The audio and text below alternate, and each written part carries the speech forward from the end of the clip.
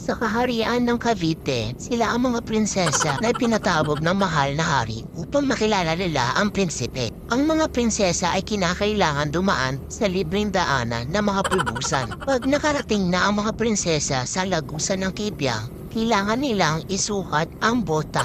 Pag nagkasya ang bota, siya ang mapipili ng prinsipe para maging kabiyak nito.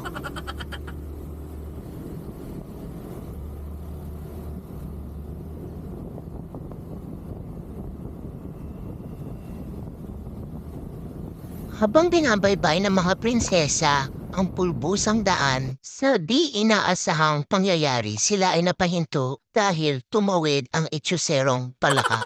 Siya ang salarin. Kaya ang mga prinsesa ay nagkagulo at sila ay tumigil sa gilid. At dito na nga magtatapos ang kwentong hula-hula lang. Paalam!